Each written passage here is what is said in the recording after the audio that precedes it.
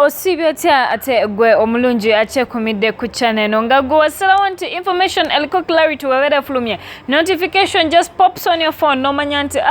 information jenina okumanya kwobe nyini wenetago jumanyako efulumye nkwabaze nnyo munnange gwe emirimu gyokola ate era nga munnaye nenkujjukiza nti gwe yakasooka okulaba videos zaffe munnaye nga gwe gusoose okubeera nga ate gwe munnange ofuna information eliko clarity ngeno tukugamba era ne tukutegeeza nti you can be part of the clarity family ngogenda maso n'okunyiga ku kigambo ekiriko subscribe wamu n'okunyiga ku notification bell oberenga information bwetu wefuluma tekuyitako just information gye wetega okumanya kwobe nyini bowulirako ebiwulire nga balala bakabifulumya ne babifulumya nga tebiriko clarity for we get to the bottom of everything nga tukutuusako ekyo kyennyini kyewetaaga okumanya olunaku olwaleero gwe omulungi akyali naffe ku page eno eya Fatuma Sulaiman tugenda kwogera ku mukyala Anita Fabiola. Anita akoze ekintu ekibi ennyo era abantu bangi bavuddeyo ne bamuvumiira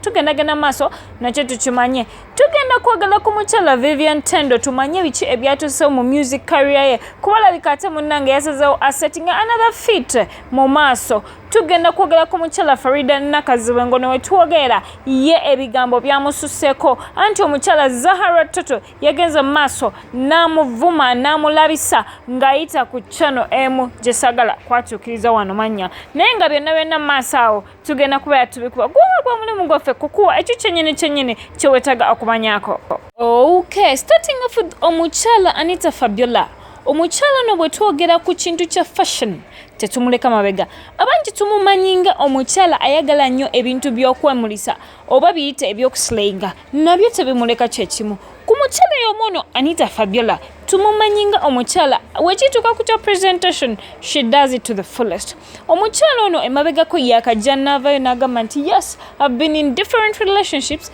naye ate kati nsazeewo officially nengenda n'omwami ono gwe ndowooza nti munnange gwe ngenda okubeera nga ngenda naye mu maaso obulamu era munnange omwami ono yagenda maaso n'amuproposingira era omukyala nakkiriza n'agenda ku pages ze n'akakasa nti yono tekyali mulala era tekyali muntu yenna mulala yenna gwe nyinza gamba nti munnaye gwe njagala. Emboozi eri ku mukyala ono olunaku olwaleero bizibu lwa nsonga yavuddeyo n'avumaavuma taata we bambi omwami ono amanyikiddwako nga mwami Mugisha omabegako yavaayo n'agamba nti he wants to end his life olw'abaana be yeezaalira bamubonyaabonyeza era nga mu baana bano bwe yali agamba Anita mwe yali asonze olunwe ng'agamba nti munnange okuva omwana ono bwe yagenda maaso n'okufuna omusajja w'ebbeeyi yasalawo yamusuulewo n'agenda maaso n'okubeera ng'ate munnaye takyamutwala nga taata we era kino omusajja ono bambi taata wa Anita Fabiola we twogeera kyatadde obulamu bwe mu katyabaga wabula ye Anita we yategereddwako nti bino byafulumye yagenze maaso n'agamba nti ono omusajja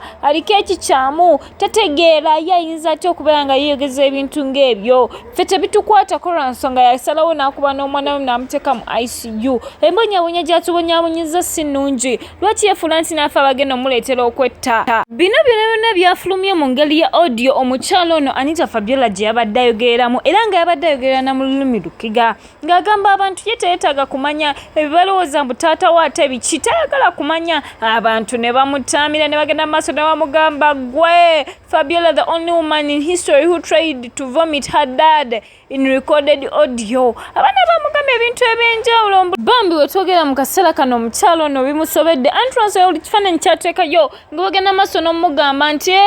ye gwe yagenze maaso n'agamba mbu neera taata waalinganga kino ye gwe yagenda maaso n'ogamba nti neera taata wo tategeera abantu ab'enjawulo bavuddeyo ne bamuvumirira ne bamugamba gwe tolina kyoli byagamba byonna taata wo mazima ye yakufuula kyoli lwansonga tebakubeera nga yakuzaala tewandibadde wano ye Anita Fabiola byonna tayagala bimanya anti yesuuliddeyo gwa nagamba mumumanyi kasita ensonga ye yagiyisizaawo nange byonna binava ku ludda olwo munnanga it's our job to give you the clarity about every information tujagenda maaso tugikuwe anga tweyongeddeyo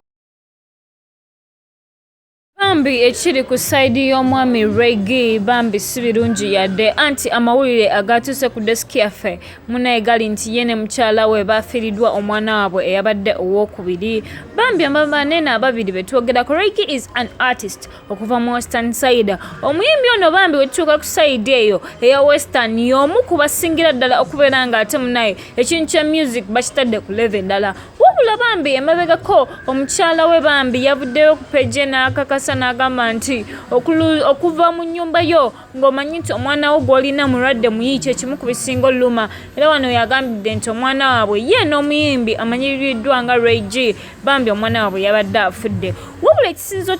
okutuuka nga kiri nti ekiwa Ray G yavuddeyo n'agamba mmwe temunnaba ebyo muliko omutaka byakajanja bingi ebikyajja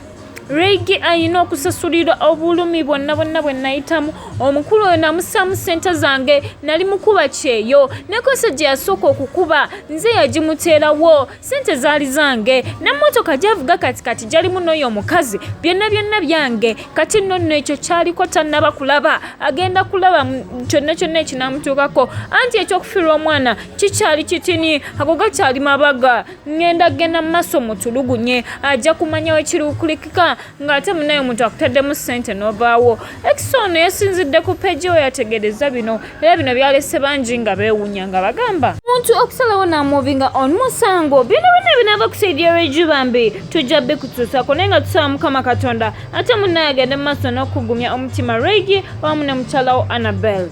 Inga ate tukyali mu music industry munange omukyala Vivian Tendo yekyamaze okubeera confirmed nti yagenze maaso n'ayawukana n'omukulu Yes Omurafiki ng'ono yabadde manager we wabadde ayimbira mu Road Entertainment. Omukyala ono yagenze maaso n'abeera nga ate munnaye akonfaminga ng'ayita mu group emu gy'alimu n'agamba nti ye n'omukulu Yese tebikyaliwo era munnaye akabanga tekabadde kanene omukyala ono nga yakava okutikkirwa yagenda wali eri ekyambogo ku university nafuna bachelors in arts ate munnaye mu byokuyimba wabula ate byokuyimba ayagala sooka biteeka ebbali nga ye ne manager tebakyali bonna anti ng'abamu babadde nga balemberesa n'eŋŋambo nti omukulu ono abadde takoma ku managinga bya buyimbi just wabula ate n'ebintu ebisukka ku kuyimba nga bya Vivian Tendo abadde abimanaginga wabula lwakatuuka ku desk efe ekiri nti omukulu Yese Omurafiki teyatidde simanyi lwaki bamanager ennaku zino womuto ono nga mukwata oli anti tuwabiraba wali ewashiba kama Ivan yafuna n'omukulu Yese tayawukanye n'omukulu Yese asayininze omuyimbi omupya gwe tugenda okuba nga tuba unveilingira mu kaseera akatali kawala era byonna binabeera bivuddeyo tujja beera tubikuwa tujja beera tukompitinga tujja beera nga tugamba nti ku mukulu ono yayimba hajatu wa haji noono gwe baleese omupya ani asinga byonna binava ku side eyo ffe tulina obikutuusako obeere updated naye nga munaye Vivian Tendo you are a good musician byonna bivanava jonna gy'onoobeera osazeewo okubeera we wish you the best. Lwetugenzamu olutalo lw'abakulu lutwalo lw'abantu abali mu media anti njova ebbiri zigenda kulwana ebigambo bigenda kuyitingana newankubadde abamu tubasuubira okubeera nga tebajja kujja personally ng'omukyala Faridah nakazibwe naye olutalo luwo wakati we ne Zahara toto munnange lubindabinda ng'ate tugenze mu maaso ku sayidi y'olutalo olw'ebigambo olutalo olusitudde abanene n'abanene okubeera ng'ate bawanyisiganya ebisongovu omukyala Faridah nakazibwe ng'onakolako NTV Spark TV n'omukyala DJ Zato oba gwe tumanyi nga Zahara toto olutalo luno lwaguddwawo munnange Zahara toto yagenze maaso n'agamba oyo omukyala gwe tulaba mu gagoye aganene yeeyisanga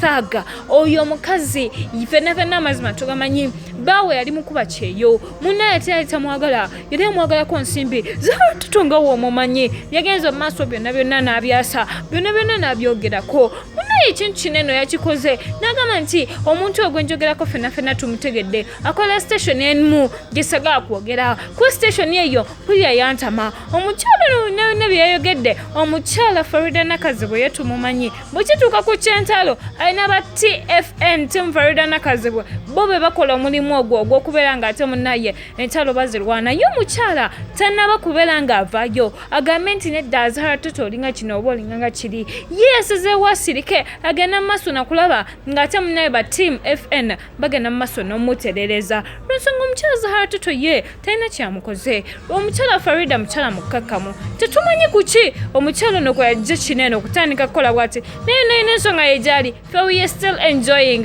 era munnaye gwe naye gy'oli tujja beera tukuwa ekyo kyennyini kyewetaaga ofuna weebale gwe omulungi okubeera nga obadde oli naffe okuva gye twatandikidde okutuusa wano we tugenda okukoma olwaleero nkwagaliza ebirungi ebyereere era ne nkwebaza okubeera nga you supporting Fatuma Suleiman. Thank you so much. Ciao, bye.